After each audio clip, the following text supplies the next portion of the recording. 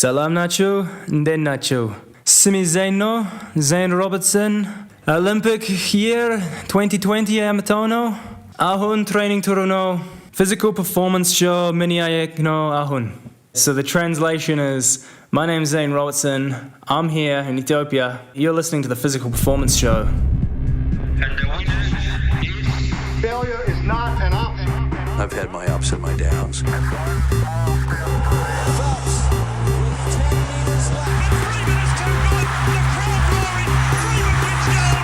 I think it's an absolutely breakthrough experience. Welcome to the Physical Performance Show, the show designed to inspire the pursuit of your physical best performance. I'm your host, Brad Beer. Listen in as we delve into how the world's top physical performers achieve their success, as well as the highs, the lows, and the journey of getting there. Let's get ready, set, let's go.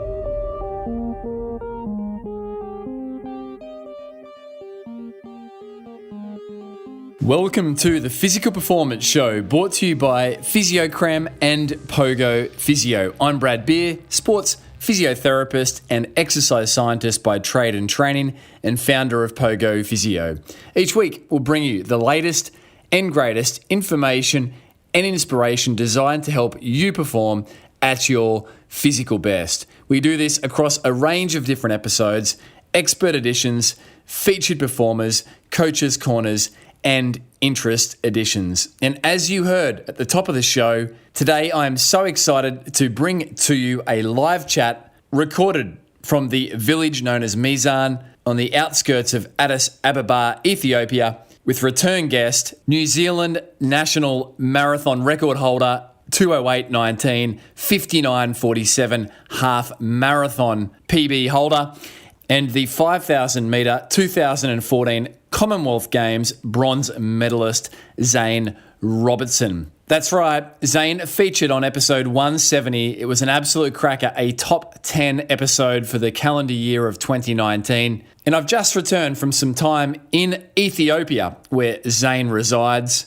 in my role as a sports physio, working with Athletics in New Zealand to assist Zane in some upcoming marathon preparations. And wow, what an insight into East African running it was.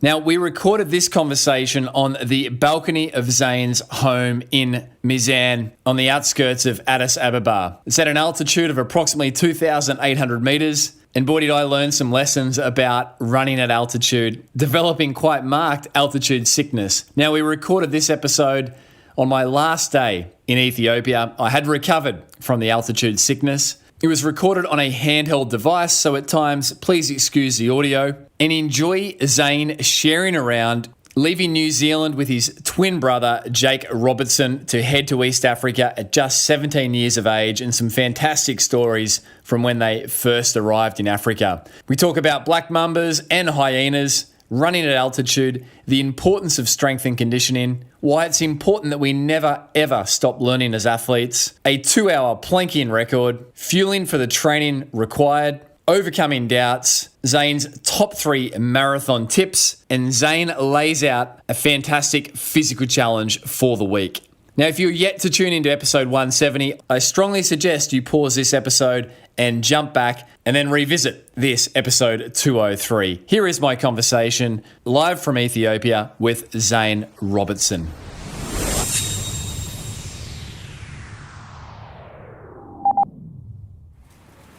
So this is a follow-up episode, featured performer Zane Robertson, actually taking place from his balcony here in the village of Mizan, Ethiopia, at an altitude of about 2,800 metres. So Zane, welcome back to the Physical Performance Show. Always a pleasure, Brad. Zane, this has been a big week. I flew in, we've spent some time together. courtesy of Athletics New Zealand. And since we last spoke, which was in person 2 days before you took to the streets of the Gold Coast Marathon for a fantastic marathon debut, it's been a fair bit going on in your world, right? Definitely. There's been ups, downs as always, just bad luck. Being in a car accident or a Bajaj accident, it's like a 3-wheeled vehicle and a dump truck just reversed on the highway into me, creating more problems. So while you're out here. And I've been in those Bajars, and they are certainly something you need to experience, so that must have been a little bit frightening. I mean, you come to expect the worst, so we could die any day out here. I guess I got lucky, I didn't die. Yeah, I've seen some interesting things on the road, that's for sure. Zane, just recapping on that marathon at the Gold Coast, you went there to run fast, and you did run fast. It was quite the unusual weekend for the Gold Coast Marathon with rain and very strong winds. On retrospect, you're happy with that performance? You posted a 2:08.19 New Zealand national record. Honestly, I'm not happy with anything I achieved there. I set out to run a 2:06. I didn't run that. I set out to win, and I didn't win. So I didn't achieve either of my goals. A national record can take away, it's like a constellation prize, but that's not what I set out to do. So I'm filled with motivation to achieve more next time. Zane, when we spoke last, we touched on the story of yourself and Jake leaving New Zealand for East Africa, initially Kenya. But this week I've had the opportunity to learn a little bit more about just some of the rigours and the challenges and the stories around those first few days of landing in Kenya. Can we go there and just do a little bit of recap around some of the hardships you immediately faced? I believe you landed there in the dark, and then you went from there. What people don't know is we didn't have contacts with anyone. That once we landed, it was pretty much like. No one has cell phones that time. Internet didn't really exist in the village.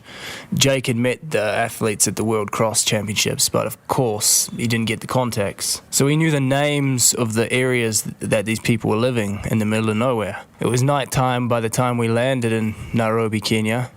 And we just walked out of the airport with our bags and thought, okay, there's some buses. We asked the drivers, like, hey, which one's going to Eldoret City? Because we knew Eldoret City's the centre of all these places, Kaptagat, Iten. We took the bus. It took about 10 hours, I think, that time, because the whole highway wasn't tarmac by then. And we were just driving off into the middle of the pitch black night.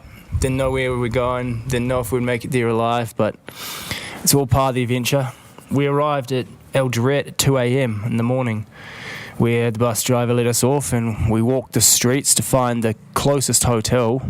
We found one, slept a few hours, took a matatu out to Kaptagat in the morning around 5 a.m. Stopped the first runner we saw on the side of the road, which turned out to be Benjamin Limo's nephew, and took us straight to the camp to visit Benjamin. And they were just warming up for a hill session, so perfect timing, jumped in the session. And Zane, that session, yourself and Jake, you executed pretty well. Yeah, we'd actually spent 3 weeks in Ethiopia with an Ethiopian friend of ours. Well, he's now a New Zealand citizen, and he was out there visiting his father, so he welcomed us to come visit Ethiopia. We'd been at altitude for 3 weeks already, learning how hard it is. First runs with our arms dead, like you'd just run a bad race or something. And I thought, this is amazing. This is why they're so good. And the hills session in Kenya went really well because we'd been running up and down hills here in Ethiopia. So we lasted most of the session with the group, and even the last one we're in the mix with the sprint finishers. And kind of the athletes were a bit surprised by that. And Zane, at the time when Jake and yourself moved out, there's a I guess you'd say a running tourism movement now in Iten, Kenya, and in those areas. But really, yourself and Jake, you weren't doing a normal beaten track. It was uncharted territory, and some of the Kenyans must have certainly had great respect for what you were doing. Anyone who goes to E10 now and sees the way it is, they think they're living hard. They have no idea. E10 is now a booming tourist industry. It's made for foreigners. The town's got a lot bigger. There's a lot more houses, a lot more athletes there. Back when we arrived, there were a few rental houses in the whole town. There were a few shops in the center of the town. It was like a bar, there was a butchery, a small supermarket, like just shop where you could buy stuff. But really, it's changed a lot. Jake and I, we lived pretty much the hardest you can live. Like, we lived as the Africans do. We would wash our own clothes every Sunday. It took 4 hours, hand by hand. We would take trips, walking 20 times back and forth with 20 kg jerrycans in each hand, carrying water back and forth to fill our big drum at home, so we could do the washing, so we could just boil water, so we could just live. Every household challenge. We really lived like the Africans, and I think that's why we get a lot of respect from the Kenyans and from everyone who's seen us go through that and saw where we started and see where we finished now. It's a great story about your initial accommodation. Can you take us there? I think this is a really a cool story. Okay, so after the hill work session on day one, we then asked if we could stay in the camp with Benjamin, and unfortunately the camp was full, some athletes sharing beds, and he sent us down the road to visit Patrick Sang's camp and some of the athletes there, Eliud Kipchoge at that time, and where he still is now. So we visited there, and we ended up meeting Patrick, and he told us that the camp is having some technical issues with management, and at the moment it's not possible to move in, but he said if you come to stay in Kaptagat Hotel, it's just down the road, then you can join our trainings anytime you like. So we did that for 2 nights, and in that time Benjamin Lemo's nephew showed up at the camp. He knew us already, and it was the first runner we stopped. He came with a bunch of other athletes, and he was like, guys, we have a camp we're all staying in just around the corner. It's the old Fela camp that was for the agent Dr. Rosa at the time, and where Paul Turgat became great. So it was a bit dilapidated, a bit run down and not taken care of, but it was self-funded by the athletes, and they just said move in, so we did. No cost to stay there, just the cost was everyone puts in some money and we all eat off that. So life was very rural, and it was a lot of fun. I mean, it's like camping in the rawest way. After our evening training sessions, we'd go with machetes to the forest, cut down trees to bring back firewood so we could cook dinner. We'd cook dinner on 3 stones and firewood. Obviously, what the Kenyans eat, we had to eat. You don't have option back then. We eat ugali and cabbage, ugali and kale, what the Kenyans call sukuma wiki. And the other struggles, obviously just hand washing, and it's pretty entertaining. Bucket showers in the field. We would pull water from the water hole and fill a bucket and just go and have a shower in the field. Yeah. Very basic. Is that where you sharpen some of your cooking skills? You've been impressive in the kitchen this past week, particularly with that signature tuna dish. Did you learn out of necessity? That is definitely not where I sharpened my cooking skills. As I got a little bit more developed in the running world and I earned a lot more money, I started to be able to afford a better house, afford good knives, afford better food to cook, so I was able to start learning like how to prepare things properly. And I'd say the last 5 years are the main years where I've really developed those skills more. Zane, Ethiopia, obviously that was at the start of your. I mean, you had a few weeks in Ethiopia before you then landed in Kenya, but this has been home now for several years. And, from what I've detected this week from your share-ins, there's a significant difference in countries and the setup in terms of training. Can you just speak to the differences of, say, where we are at the moment here in in Ethiopia outside of Addis, up a mountain basically, compared to Iten in terms of altitude, etc.? Yeah, so there are a lot of differences. I'll start with the ones that are generic for everyone. Where I'm living now is a lot higher than E10 Kenya, where I used to live. E10 Kenya is about 2,380 metres high. Here it's 2,760 metres where my house is. And the mountains around can go up to 3,200, so it gets a lot higher. In E10 there's no real dangerous wildlife at all. My brother's come across a few black mambas which are dangerous in the forest, but very rare and very difficult to find, so he's been extremely lucky. Whereas here in Ethiopia we have hyenas, so every night, every morning, early morning runs, I see them, I encounter them. They are no problem if you're not scared of them. They tend to run away from men because they know they differentiate between men and women. The women are a lot smaller, so they're not really running away from children or women, but normally they know men will carry guns or rocks or something that will kill them. So they've developed a survival technique to live underground. They burrow into the ground here through the day, and they don't come out till it's dark.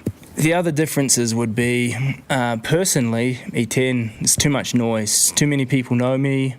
I can't live as quiet as I'd like to. There's a lot of talk and a lot of extra responsibilities that I just have when I'm there. A lot of foreign people as well come through, and they forget that I'm not on a running tourist holiday. No offence, it's not a camp for me. That's my home, that's where I live. I can't just pack up what I'm doing and, having a meal out all the time. And talking more, it takes energy. I'd rather be at home, eat and sleep and do my thing, train, really recover. That's why I'm here. While I'm in Ethiopia, that doesn't ever happen, so I'm just at home the whole time. The only time I really have social interaction is like when people like Brad are out here, or Tom Evans in the past. Yeah, my wife's currently in New Zealand, so I'm all alone, but that's actually how I like it when I'm in very deep training mode. Zane, certainly the recovery side of it is something I've appreciated. The insight into here is the pace of living. It does seem to afford you, or any athlete, potentially that ability to switch off and just go at a slower pace with less distraction. And, as that adage says, the only training you're benefiting from is the training you're recovering from. So that must be obviously, as you said, a real draw card to live in a village like this in Mizan. Yeah, definitely. The peace of mind, people, they don't actually understand that talking takes energy. I found it hugely hard to recover after Gold Coast, because I went to New Zealand for 10 days or something like that, and people just wanted to talk to me all the time. It didn't matter if it was federation, if it was family. I mean, with family it's better off, but still it's so draining when you're coming from a race like that and you just want to have a moment where you can sleep, or you really need to switch off. You need to never underestimate the amount of recovery that you can have by just switching off completely. Lock yourself in your room. Don't care if people don't understand what you're doing. Sleep, rest. Have like 1 or 2 hours to yourself a day between training sessions. You'll never regret it. Yeah, it's certainly been good to observe your sleeping patterns here, Zane. You've you get good quality hours with few interruptions. Zane, one of the things you mentioned there was altitude, and certainly I got caught out. I'd never been really that much higher than sea level, and arrived here, and day one thought I'd jump in with you for 80, 90 minutes first thing in the morning, and then 60 minutes again in the afternoon. And the next day, I didn't sleep well that first night. The next day I had a thumping headache, just felt all over the place, could barely put one foot in front of the other, and then realised I had acute mountain sickness.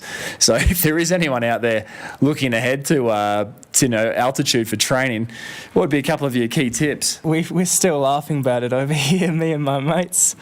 A few of the other international athletes, like Bashir Abdi's just down the road, we're all like, we think it's nuts what Brad's done on day one. I mean, I wouldn't recommend that for even a professional athlete. He just said, oh, yeah, I'll jump in. So he ran the hour 20 with me, and I thought, oh, he's done for the day. He did the 2 or 3 S&C sessions with me during the day, and then the evening run, which is another hour. So he jumped in that one, and I was like, okay, man, no problem. But you know what you're doing. The next day, he just had bloodshot eyes, headache all day, kind of delirious, and I was a little worried for him. But it's extremely funny at the same time because Brad hasn't been to altitude, 2,000 meters, let alone 2,800 meters. So, yeah, up here you need to drink a lot more water to just combat that altitude and make sure you survive. I've done some reading since that onset of that mountain sickness, and one of the things I read, Zane, was to watch exercise, because exercise is akin to driving yourself further up into altitude. So I took a few days pretty steady, and as we say, you do adapt at different rates, of course, but it's not something to mess around with. So exercise caution if you are into altitude would be my advice.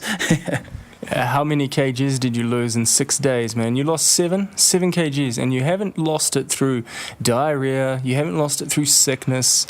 So don't get it twisted, people. There's only good work being done here, good food being eaten.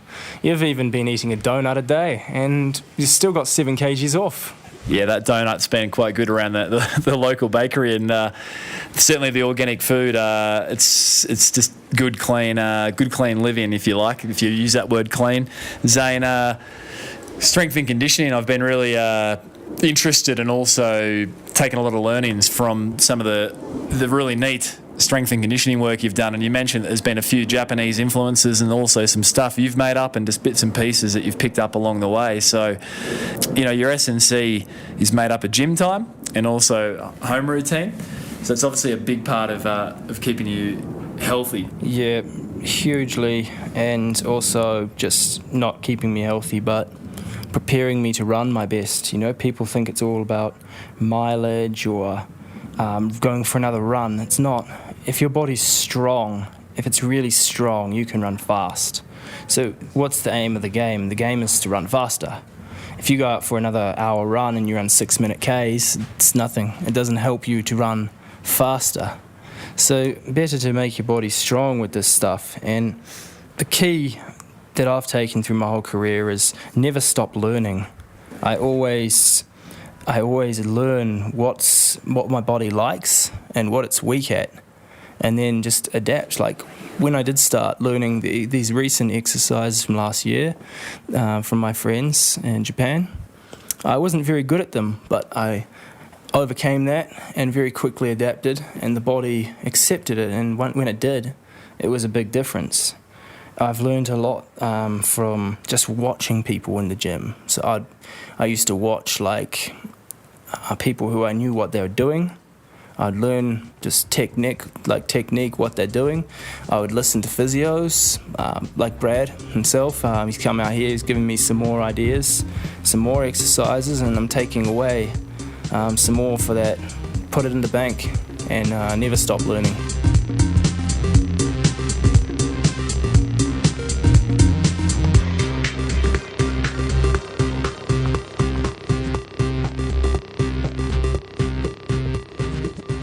You're listening to New Zealand Marathon national record holder, 59:47 half marathoner Zane Robertson, recorded live in Ethiopia, sharing on his career highs, lows, and learnings. Part 2 for Zane Robertson on the Physical Performance Show. Support for today's show comes from Physio Creme. Physio Creme is a topical massage cream containing natural plant-based ingredients, ideal for the temporary relief of muscular aches and pains.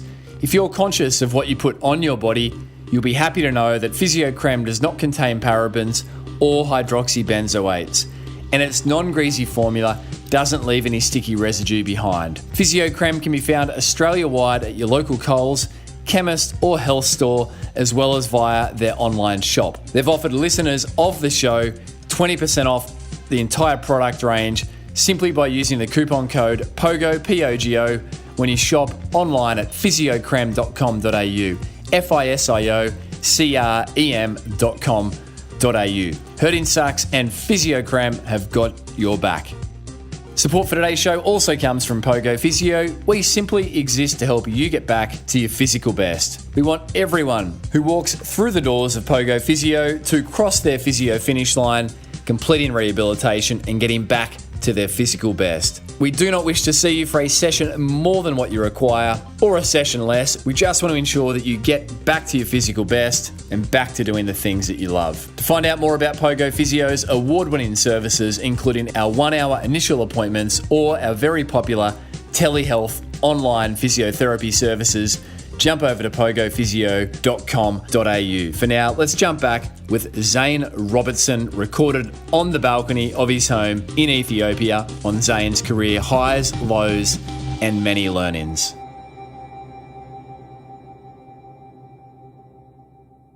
Good story emerged out of the S&C side of it, Zane. You mentioned that I was sort of in awe of one of the sessions that went for about 60 minutes and it was pretty rigorous. And you commented that you finished with 4 minutes of planking and you said that's nothing.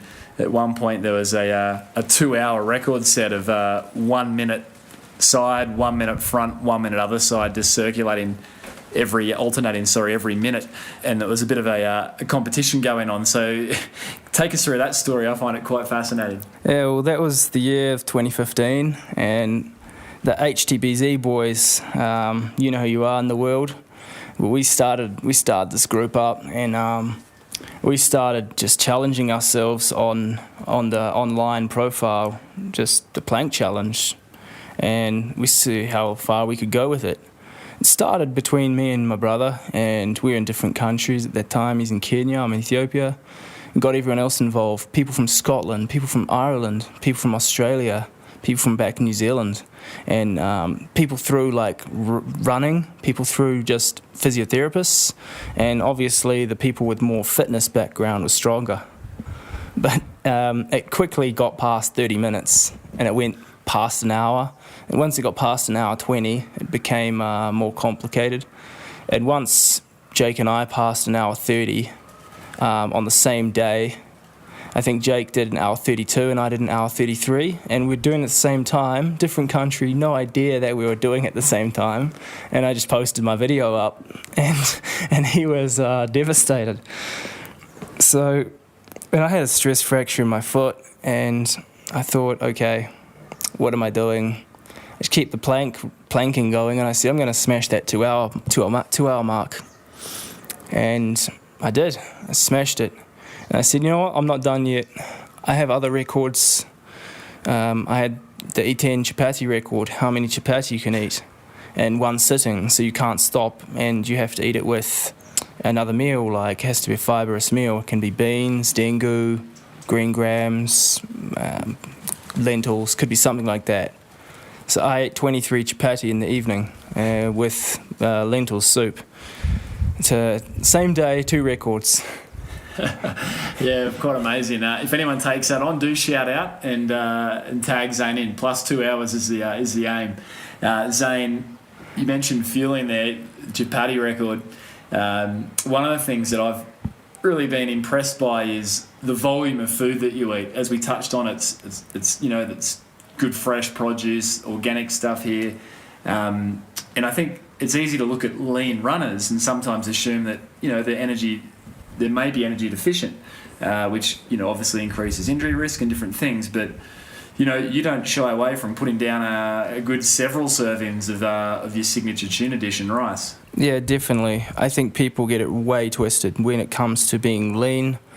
If you look at all the African distance runners, they're not lean and weak. They don't look like they're starving. And I feel like a lot of, let's say, you can't say one particular country, but a lot of the white distance runners look like they've actually starved themselves, especially more females than men. That's not it. If you see how the Ethiopian women eat, and in particular, they're eating a lot of food. We're putting away calories, and that food just needs to be organic. It needs to be natural, and then you don't need to worry. Watch what you eat, have a good diet, eat a lot of it. Don't shy away and say, oh, I should eat a little less.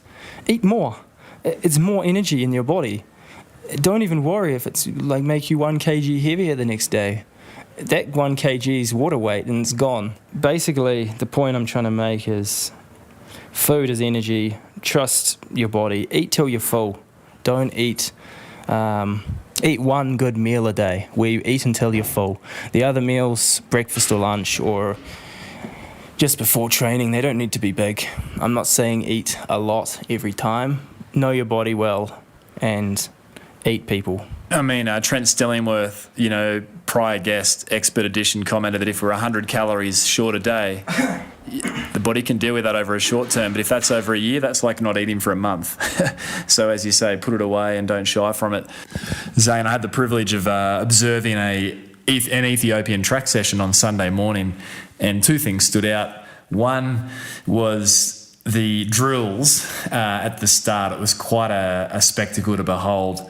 And I can post a few little videos of that, but it was almost like an army. It was one of the coolest things I've seen. 2 was that no one went to that session, and there must have been 50, 60 runners. No one went there knowing what the session was. It was very much, we're doing a session and we're going to bank some work and we'll do what we're told. The session ended up being 50 minutes, 30 seconds on, 30 seconds off, and you guys are really putting it in 239, 240 pace on the ons. Those 2 observations, can you talk about that, the drills first? With the drills, Ethiopians actually do a lot more drills than Kenya. That's another one of the differences, just in athletes. The drills being all in time, there's a reason for that as well, because if one leg, let's say your right leg's going up and a person's left leg's going up at a different time, you're going to kick someone, or you're going to like, everyone's just in chaos. So if you do the drills in time, then the best people are in front of the drill session, leading the rhythm. So you follow the rhythm, you learn very quickly. And then everyone's in time, so no one's messing up, no one's hurting each other, everyone's learning the drills correctly. So it just becomes it's like marching in the army. You learn it, and then you're good. It's total body strength, like drills, plyometrics, core, muscular strength. It adds another, what would you call it, zone to your running. It adds something that can make you go faster. It's adding that little extra sauce on top. So I think that covers the drills. Yeah, and I think it's worth noting, and we'll put a video up on the gallery, but for the show, the physical performance show. But I think it's worth noting that the runners were packed in tight, like an army, as you say. It wasn't that they were just scattered on the track. It was quite a sight. Zane, the session, the fact that everyone sort of rocked up, just said, what are we doing? The coach knew, and everyone just followed. Yeah, I mean, I guess they know from past experience. That's my first time to join that group. They kind of will know what's coming. They've never done the track on Sunday, apparently, but they'll know from program in the past what it's likely to be after their week, or after the 2 sessions in the week they've had already. So they knew it would be something to do with short reps on the track. And I kind of turned up there to do my own thing. But this comes in again to a huge point I want to make. Don't be so precious out there, athletes. Don't be so precious who your coach is, what the program is. For example, if your coach gives you 8 times 1K and another coach gives their athletes 6 times 1200, and you show up to the track at the same time, what is the real benefit of doing the different programs? Join together, do something together, you'll get a better workout in, and you'll go away both better off. So yesterday I rocked up alone to do my own thing, and a lot of my friends were showing up there. I didn't even know they were coming. I just said, hey, what are you doing today? This is how we used to always do it in E10. We didn't really know what was coming. Some of the lead athletes would just show up with their guys to the track on Tuesday, and I'd show up with mine. It was like 7 times 2K or 15 times 1K. It would just be like, oh, cool. All right, let's do it together. And then you got a group of like 100 people running 1Ks together. That's pretty cool alone, but you feel a lot easier doing it. And if you go with your 10 guys doing 1Ks, or if you go with that group of 100, what's easier? The peloton effect in running does exist. So as cyclists, if you watch the Tour de France, the front guys are always pedaling hard. And the guys that are like 90 back, they're not even pedaling at all. The effect is real, and it's in running. Really, group therapy is the key, man. One of the blessings of being out here in Africa, and yeah, we killed that session yesterday. It was nice at the end too. Everyone sat down, and the coach responsible for the session said a few words, and it was quite a cool moment. It was almost like an honouring sort of thing to sort of, put the finishing touches on it. Yeah, I mean, the groups I've joined here in Ethiopia, sometimes they sit a bit too long, they talk a bit too long, but he's doing that for the benefit of the other athletes that don't have the brain that I do. So he's explaining to them what other things in life, like you need to go home and sleep, you need to go home and drink water, you need to eat good, you don't need to go to cafes in the city, you need to live an athlete's life, discipline. And he needs to drill that point home, because a lot of athletes don't have the discipline I do, and they don't have the mindset I do. They're not willing to go the extra mile. They'll bend the rules without even knowing it. They'll just go and sit in a cafe, meet with friends, and kill their recovery time instead of doing what they should. So yesterday was very short, very quick, and great for me because he didn't say a lot. He was just talking about the program and what's coming up, and good work today. Gone. We are so excited here at the Physical Performance Show to be hosting our very first live event. And that is featuring episode 172 expert, the most downloaded episode to date, Dr. Stephen Seiler, father of all things polarized training for endurance athletes. We'll be bringing Dr. Stephen Seiler down under to the Gold Coast in July 2020 to be hosted at the Bond University Institute of Sport and Health for a one-day workshop titled Sustainable Training for Attainable Endurance Goals. Dr. Seiler will share his years of expertise around intensity distribution, interval training, periodization, and training load monitoring. If you are into endurance sports, a coach, a health practitioner, a fitness professional, or an athlete of any level, and you can make it to this rare one-day live event with Dr. Stephen Seiler, then get in quick. There's just 100 tickets total for the day. Many have already gone. And the good news is, as a listener of the show, you can receive 10% off the ticket price by simply using the code TPPS. That's TPPS. You'll find tickets available over at pogophysio.com.au under the Services tab. For now, let's jump back with Dr. Neil Cochran, neurosurgeon and spinal surgeon, on this an expert edition exploring all things back, neck and sciatic related pain.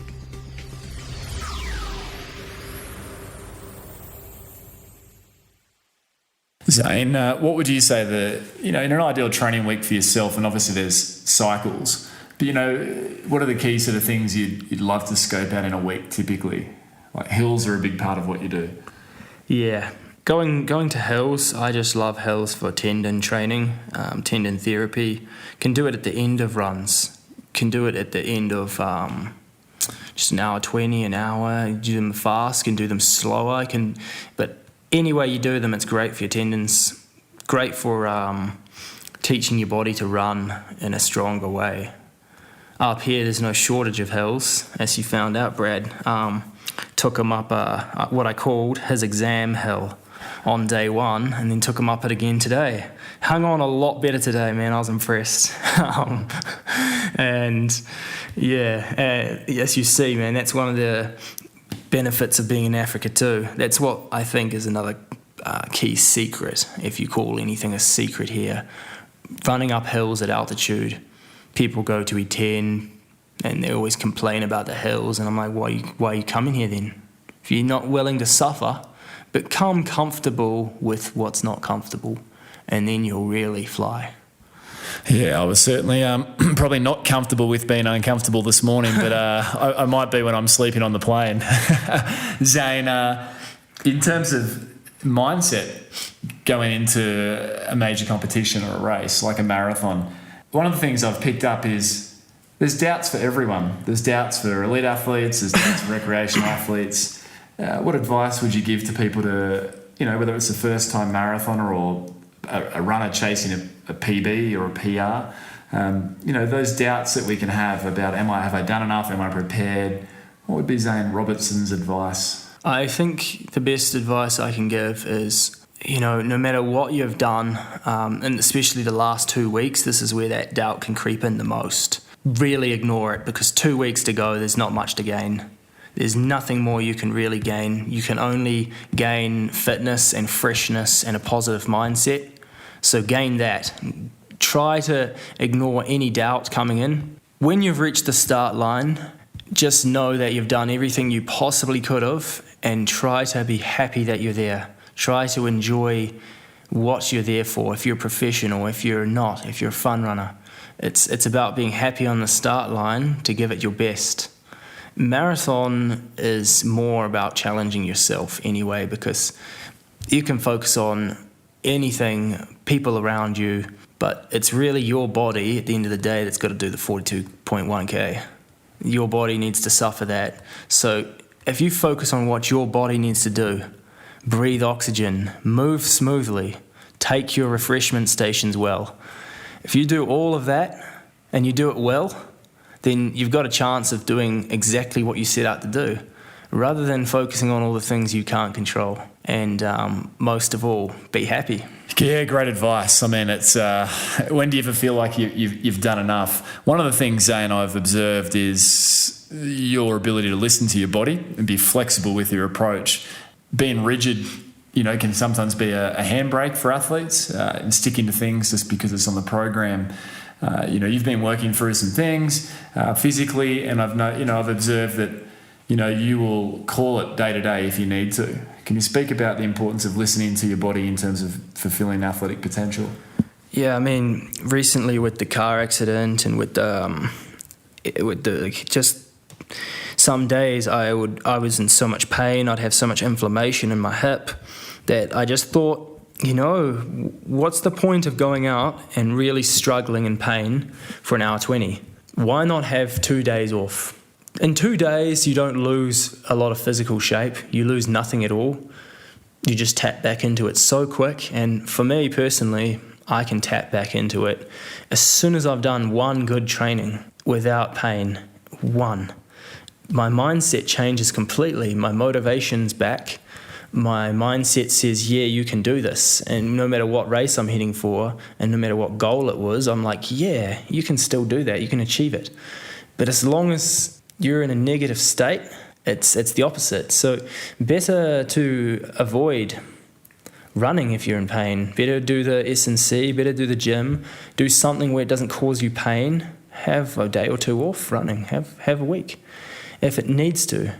And then come back and refocus, The goal is to get there with first thing in mind. Health needs to be good. If your health is good, you'll always have a chance. So get into the start line healthy, you'll always have a chance, as you say. And, there's nothing to be gained by pushing through if it doesn't feel right. I think the body talks.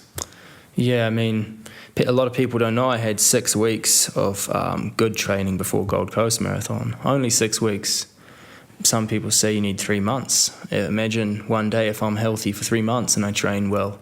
I believe I could have run a 2:06 in Gold Coast, be the weather good, be like a lot of other things that I couldn't control. So if I can run 2:06 in 6 weeks, then what will 3 weeks be? Maybe a 2:04? Let's see how the future and where that lies. Talking about the future, Zane, are you at liberty to talk about what's coming up? Yeah, I can do that. I mean, it's not out of the bag yet, but by the time this comes out, it will be. Yeah, pretty excited to go to one of my favourite places in the world, West Coast America, and come into LA. Los Angeles Marathon. It's a pretty cool event. Stands out for me. It's like a unique city in the world. And just like the Gold Coast, I have a shot of winning. I really attend races with passion where I feel like I have a shot of winning. I have a shot of achieving my desired goal. And in LA, it's not about time. It's about winning in such a nice city. It's also a championship-style race, so before the Olympics, I think it's a perfect opportunity just to trial running a race where it's tactics and no pacemakers. I had a lot of options on where to go, and this one just sits right with me. And Zane, obviously it's a hilly course, but as you've referenced already, there's been no shortage of hills in your preparation running around Ethiopia. So one of the things you did comment on this week, which I then saw in the gym, was just how strong your hamstrings are. Can you talk about how you find that strength helps you on hills compared to some runners that aren't as conditioned? Yeah, I think hamstring strength, and also you can change your running form by doing a lot of hamstring work. If you're strong in the hamstrings, you don't feel hills. Something people might not know about both me and my brother, we are demons on the hills. And look out Boston one year, because these races, these are the ones where we'll probably target. I think we'd both do really well in Boston, maybe next year, who knows. But yeah, I'm looking forward to trialing it in LA, and looking forward to just getting out there. Yeah, definitely hills, strength in the gym, work on your hamstrings. If you don't know where to work or how to work them out, go to Brad's Pogo Physio page or Brad Beer on Instagram, and he's posted a lot of stuff there. Nordic hamstring curls, which are one of the hardest exercises I do in the gym, and one of my favourites. If it's not hard, it's not changing you. Pain changes people for the better. Zane, you mentioned your love of West Coast US, and as a basketball fan, I know you were impacted by Kobe Bryant's recent passing. What does someone's legacy like that mean to you? It's so, like, waking up to news like that, it's so devastating, because you feel like you knew the guy, even though you never met him. I saw him pass me in Rio, but I was busy doing something else. And yeah, I mean, my brother and I, we grew up watching him play, and I don't have a lot of running idols. I only have one running idol, and all the rest of my idols are basketball players. Love the NBA. I watch it all the time. Yeah, Kobe, just as a human being, not just a player, was an amazing guy. I think he has that Mamba mentality, what they call it, and what all the best of all time ever had. You know, they're willing to go the extra mile. They're willing to do the work. He was talking about his 4 a.m. wake-ups. We do that here in Africa, you know. People are really willing to go the extra mile, and he was just, I hope his legacy lives on through his work that he set out to do. Talking about legacy, what do you want the legacy of Zane Robertson to be? Zane Robertson's legacy alone, plus my brothers. I think a lot of people always put us together because we sailed on that ship together, and 13 years on, we're still kicking it, man. We're not dead in the gutter. First thing, we're not even just sort of maybe has-beens or made it. We're up there, you know. We've made world champs finals, been in Olympic finals. We've run fast. We've showed that we can mix it with East Africans. We've lived the hard life. We've gone through a lot more than just running to make it to where we are. And I think it's not just a running story. I think it's a success story. I think no matter what genre of life people are in, this story could be for them. I think it's a story that has Netflix documentary or movie potential. It really is a great story of chasing, a dream and opportunity, and following opportunities. Yeah. Speaking of that, that line you just dropped, man, really got to meet some people in the world this year. Looking forward to trying to meet up with Macca and other people across the world who just have like minds, you know. I really like, when I heard about Macca's story as a triathlete, I just thought, wow, that's me. And then when I heard his comments and how he talks, I was like, that's me. So I love meeting like-minded people, and just got to get together at some point. You're listening to Zane Robertson, New Zealand marathon record holder, 2:08.19, 59:47, half marathoner Zane Robertson, sharing around his career highs, lows, and learnings on this, a featured performer episode. If you missed last week's episode 202, featuring neurosurgeon and spinal surgeon Dr. Neil Cochran, it was a deep dive into all things back pain, neck pain, and sciatica. It's an episode not to be missed. Here's a little snippet. 93% of people will present to a general practitioner or an allied health practitioner in their lifetime with problems of unrelenting back pain. They might not be permanent, obviously. We're not all sort of cast to having failed backs, but it's basically guaranteed in your life you have a sore back. At some stage, that will limit your functional capacity or employment capacity. So the prevalence is probably about 15% in any 1 year in the US of someone having symptomatic back pain episode requiring treatment. So 1 in 7 people at any one time have got a crook back. To enjoy the full archives of the show, jump over to wherever it is that you enjoy the show from, your favourite podcast player, and peruse away, dating right back to episode 1, featuring surf lifesaving Ironman champion Ali Day. For now, let's jump back with Zane Robertson on this featured performer episode, sharing on his highs, lows, and career learnings. Zane, one of the interesting things that came out of conversation was that I think a lot of people could look at elite performance and runners' PRs or PBs and think, well, that's as good as they could have run. That was the best that they had. But talking to you this week, it really made me aware of the fact that there's more that was there for you, for example, but there was sometimes racing schedules and other things behind the scenes that meant that you weren't able to necessarily execute at the best that you had at times. I mean, without necessarily going into details, can you just talk to that sort of concept that if someone looks at a runner's PR, it might be their best, or it might be that they never got to run in a championship where they would have been ready? This is a good opportunity for me to express my. I guess I'm a little devastated on my track career because I believe I could have run a lot faster in a lot of events. It's so political these days, how you get into races, and it's just bullshit. So I was with an American management the year of 2014, the year I won my Commonwealth medal. I ran a 7:41 alone, 3,000 in Cork, windy day. I ran, 3 days later, I ran the Dublin mile. I ran a 3:53 mile, and I believe I could have run a 3:49 that day as well for the win. I was blocked heavily in the back straight, had to start my kick all over again at 1:50 to go, and by then you've already lost it, you're done. So my mile PR, not happy with it. My 1500 PR, 3:34.19, not happy with it. You make a tactical error in the back straight in the 1500 and you're gone, which happened to me in Rieti, Italy, after some mad training which suggested I could have run under 3:30. Probably the biggest devastation was the 5,000 to me because I could have run a 12:54, 12:52, I believe. I'd been asking after Commonwealths, look, I'm in shape. I'm really in shape to go sub 13 minutes, get me in the race. Get me in one of these diamond leagues. Stockholm, Zurich, or Brussels all had them. One of the American athletes, he knew that he was in them. He was going out of shape as well, but he knew that he was in all of them. And I asked my management, look, why is he in them? Can I get just in one?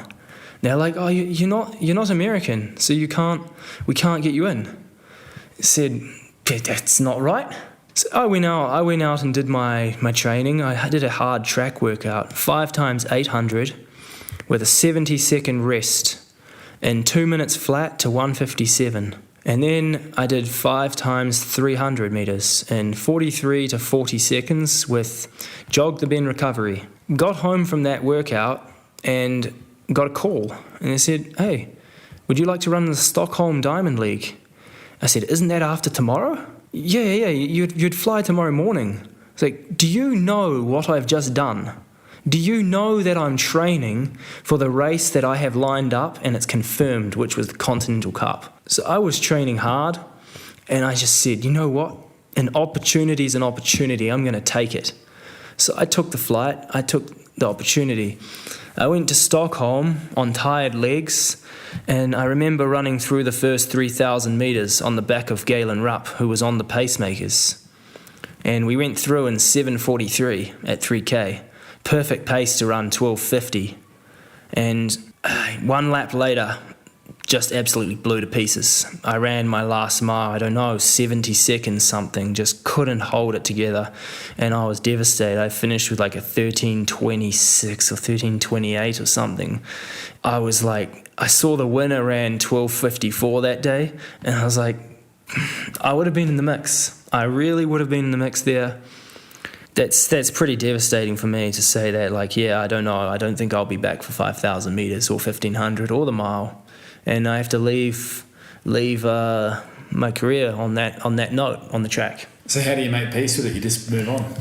Just move on. You have to know there's nothing more to do, and that there's more ahead, in the marathon, in the half marathon, and I can leave statements in these races in these cool cities across the world.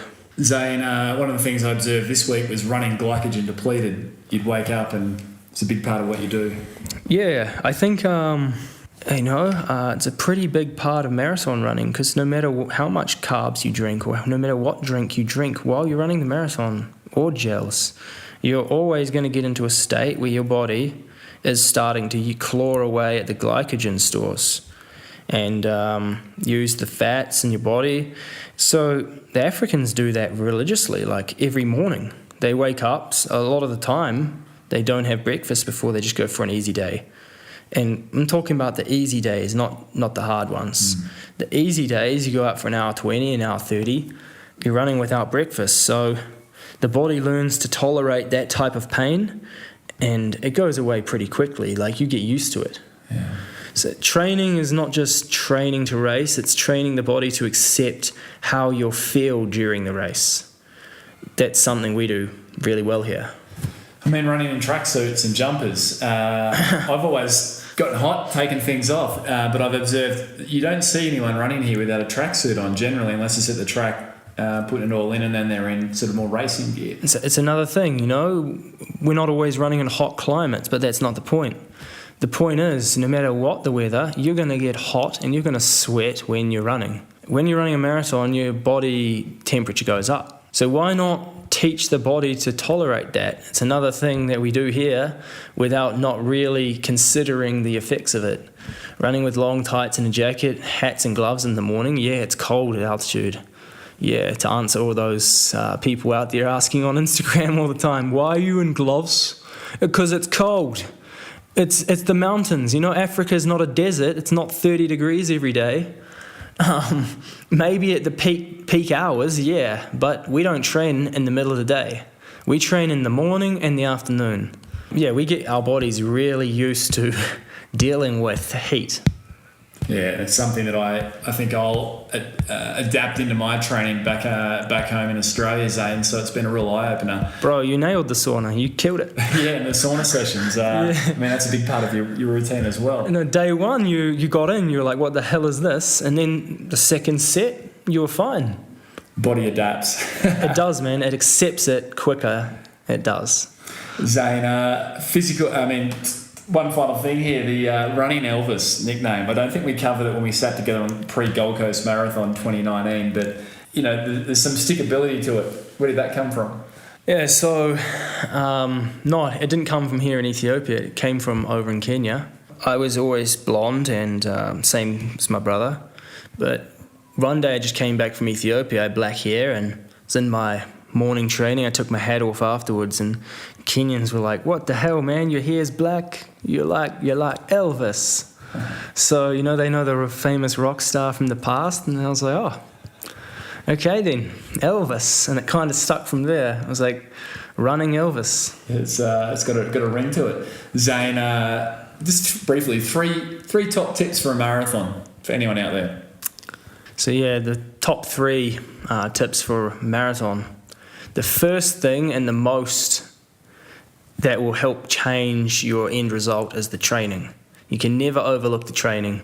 Training has to be done. It has to be done in a good way. I would say marathon training, always leave a little something left. Don't train 100%, even in your session days. Just roll through, and if the group goes too fast, drop off, feel your body, feel your rhythm. Marathon's not half marathon. Marathon's not 10K. You don't need to go all out to get that effect. That's my advice for the training. Tip 2 is recovery. So the recovery part, that's sleeping, that's resting, that's talking less, that's Normatec boots, that's Nutritape, that's BCAs, that's recovery products, that's protein. It's anything you can help recover your body in that time. But most of all, the body understands sleep. It understands when it's sleeping, and it doesn't understand like when you're just lying on a couch watching TV. The difference is really clear. And sleep is the best thing, okay? You need to get enough of it. Tip 3 would be the diet, okay? It's organic is the best diet. There's no key, like avoid carbohydrates, eat only fats, keto diet, this diet, that diet. The best diet in the world I've ever heard of is the caveman diet. You can eat anything you want as long as it's raw. You can eat sugar cane, you can have sugar even if you want to. If you want to have sugar in your diet, you can have raw sugar. Not brown sugar, I mean raw. Out here in Africa, you can't get that white sugar because that's not real, that's processed.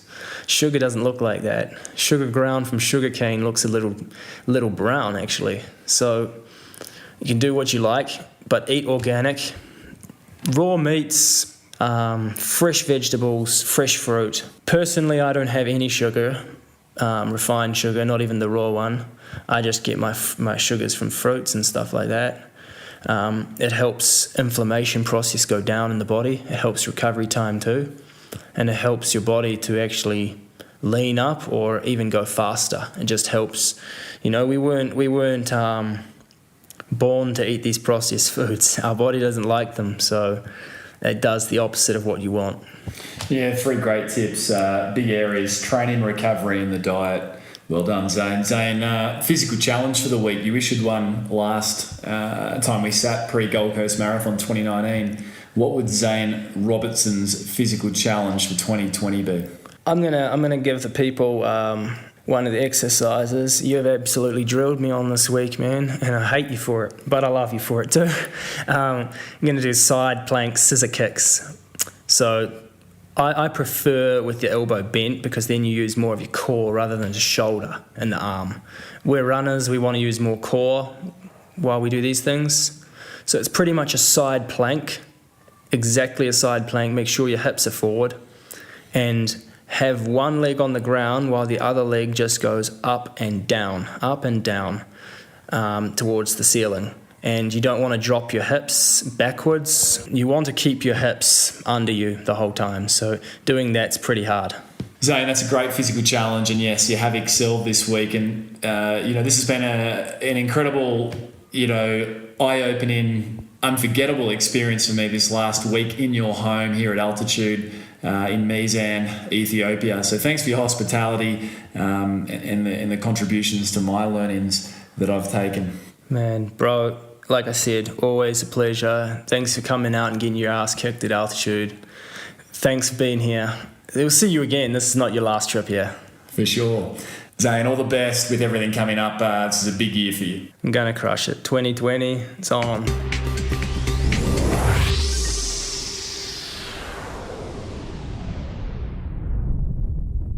So there you have it, another episode of the Physical Performance Show, and I trust and I know that you enjoyed today's episode. If you did, then please shout out and let Zane know. You'll find Zane readily over on Instagram, Zane_Robertson_NZL. That's ZANE_Robertson, ROBERTSON_NZL. Likewise, if you take on the physical challenge of the week, these side scissor kicks, then please do tag Zane and myself on the show into your post and show us your best form for the side scissor kicks. Jump over to @Physical Performance Show on Instagram, and there you can see a video demonstration of the side scissor kicks. Keep the podsies coming. That's a screenshot of the episode that you're enjoying at any given moment, and tag in the show in @Physical Performance Show. Don't forget you can leave questions for the guests featured over on Facebook for the show's page, The Physical Performance Show. We'll endeavour to get your questions answered after an episode has gone live. Now, my top 3 learnings from Zane's share-ins. 1, never stop learning. I really enjoyed Zane sharing around how he pursues actively getting upskilled, more knowledgeable, and forever experimenting with different strength and conditioning exercises, etc. Number 2, be mindful of our rest as athletes. As Zane said, the body can determine the difference between a good sleep and watching TV on the couch. And as we've heard so often on the Physical Performance Show, the only training we are benefiting from is the training that we are recovering from. And number 3, fuel for the work required. Now, that is a theme from prior expert editions, but something that I was really impressed with observing Zane. He certainly doesn't shy away from fueling for the work required. As Zane said, eat until you're full, eat abundantly. As an endurance athlete, you do not want to find yourself in an ongoing situation of low energy availability. A massive thanks to those hitting subscribe and leaving ratings and reviews for the show over on iTunes. If you've been enjoying these shows regularly, then go ahead right now, hit subscribe, and this will ensure the show lands in your earbuds each and every Thursday evening as the show goes live. Of course, the show would not be possible without the great team that work behind the scenes. Susan Wilkin, all things show administration, Daryl Misson, our audio engineer extraordinaire, Matthew Olding on all things show graphic design. Don't forget the Physical Performance Show's first ever live event coming up on the Gold Coast, July the 18th, featuring the most downloaded guest of the show to date, the father of polarized training, Dr. Stephen Seiler, live in person for a full-day workshop at the Bond University Institute of Sport and Health. Jump over to pogophysio.com.au for details of the event. And as valued supporters of the Physical Performance Show, you can receive 10% off the ticketed price simply by using the coupon code TPPS at the checkout. The workshop's title, Sustainable Training for Attainable Endurance Goals. Dr. Seiler will explore intensity distribution for long-term performance development, interval training, periodization and peaking, and training monitoring to support the process. It's ideal for endurance athletes, health professionals, fitness professionals, coaches, teachers, and parents. You name it, you're not going to want to miss it. Another massive thanks to today's long-term show supporter, PhysioCram, for your support. Podcasts are free to download, however, they are not free to produce, so PhysioCram, a massive thank you. Do also jump over and let Zane Robertson know what it was that you enjoyed from his sharings today and wish him all the best for the upcoming LA Marathon. And stay tuned next week as I bring you the first Coach's Corner episode for the 200s, featuring none other than Olympic Games gold, World Athletics Championships gold medal coach, Sharon Hannon, coach of Sally Pearson. It's a wide-reaching interview in which Sharon distills some of the key principles and teachings used to coach not only Sally but other athletes to the highest level of success in athletics. That's next week on a Coach's Corner episode, which will be followed on episode 205 by a return of sports podiatrist Paul Griffin and Simon Bartold for a deep dive into all things carbon shoes and the modern running shoe technology. So until then, keep pursuing your physical best performance. I'm Brad Beer, and this has been the Physical Performance Show.